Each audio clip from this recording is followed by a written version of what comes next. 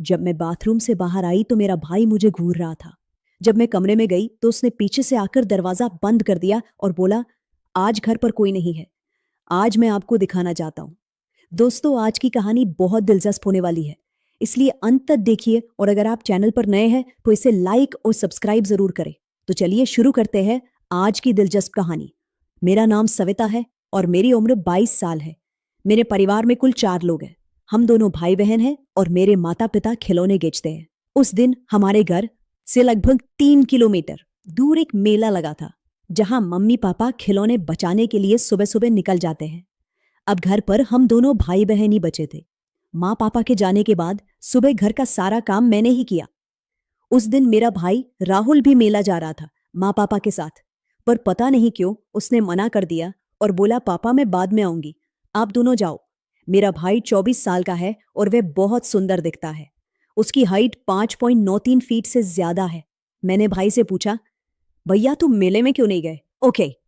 हर बार तो हम mummy papa के साथ जाते थे, पर आज क्या हुआ?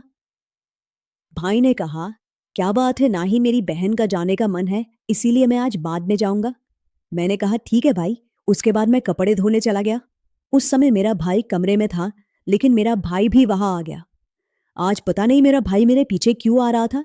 जब मैं कपड़े धोने लगी और नहाने की तैयारी करने लगी, तभी मेरा भाई किचन में खाना खा रहा था। उसने अपना मोबाइल बाहर छोड़ दिया था। मैं उसके मोबाइल के पास गया, तभी अचानक उसके मोबाइल पर एक मैसेज आता है, जिसमें लिखा था, तुम मुझसे मिलने कब आ रही हो? आज मैं घर पर अकेली हूं, आ जाओ मेरी जान। जब मैंने यह मैसेज पढ़ा तो मैं हैरान रह गई। मैं सोच भी नहीं सकती थी कि मेरा भाई मुझसे छुप कर यह सब कर रहा था। मैंने अपने भाई का मोबाइल उठाया और फिर मोबाइल उसके पास ले गया। मैंने अपने भाई को यह सब बताया। तभी मेरा भाई मुस्कुराया और बोला, वो बहन, मैंने तुम्हें बताया नहीं था कि मेरी एक गर्लफ्रेंड है। मुझे पता था कि मेरा भाई उस लड़की से मिलने जरूर जाएगा, इसीलिए मैंने बाइक की चाबी छिपा दी थी। उसके बाद मैं अपने कमरे में चली गई, लेकिन मेरा भाई भी मेरे पीछे छे आ रहा था। मेरे कमरे में आते ही उसने पीछे से दरवाजा बंद कर दिया और कहने लगा, बाइक की चाबी कहाँ है? आज तुम्हें दिखानी है। वो धीरे धीरे मेरे पास आने लगा। मैंने तौलिया लपेटा हुआ था, इसलिए मैं कुछ नहीं कर पाई। और फिर मेरा भाई मेरे कमरे की चाबी लेने लगा। मैंने ब्याह से कहा, ब्याह मुझे पता है कहाँ जा रही हो, उस लड़की से मिलने जा रही हो ना? जाओ, मैं मम्मी पापा को बता दूंगी। पर तभी मेरा भाई कहने लगा, नहीं दीदी ऐसा मत करना, मम्मी पापा को घर पर मत बताना, मिलने के बाद मैं तुम्हें एक सरप्राइज दूंगा। मैंने ब्याह से पूछा, कैसा सरप्राइज?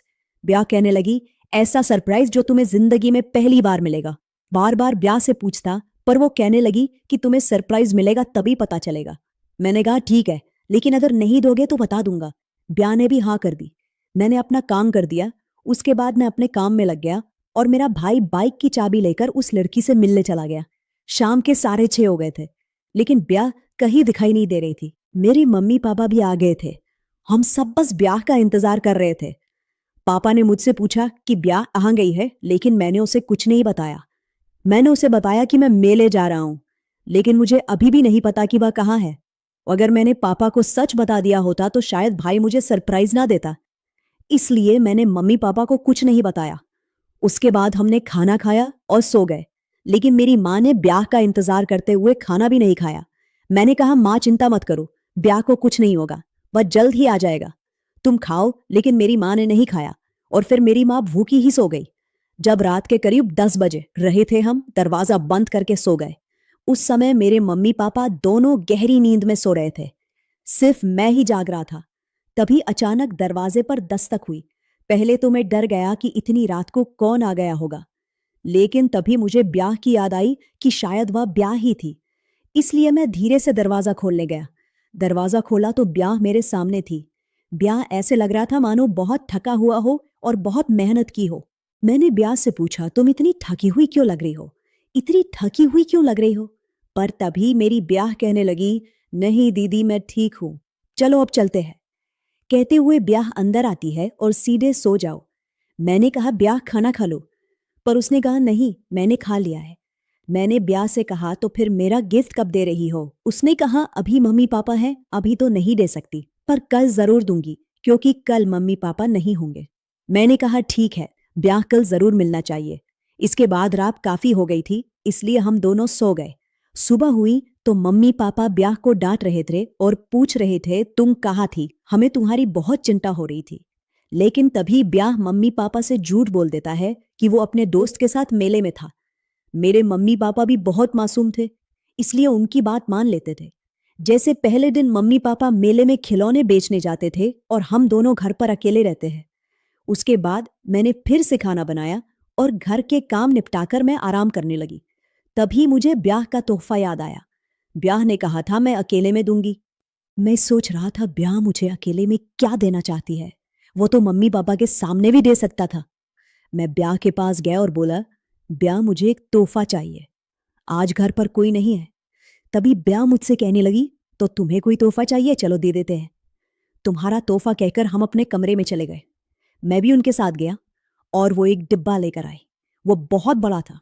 मैंने कहा, ब्याह ये तो बहुत बड़ा है, इसमें क्या है, खोल कर दिखाओ। तभी मेरी ब्याह कहती है, तुम खोल कर देखो। मैंने वो डिब्बा खोल कर देखा तो उसमें एक स्मार्टफोन था। स्मार्टफोन देखकर मैं बहुत खुश हुआ। मैंने ब्याह को शुक्रिया कहा। तो दोस्तों, इस कहानी से हमें समझ आता है कि भाई बहन का प्यार दुनिया का सबसे प्यारा रिश्ता होता है। इस रिश्ते का कभी भी गलत इस्तेमाल नहीं करना चाहिए। वीडियो देखने के लिए धन्यवाद।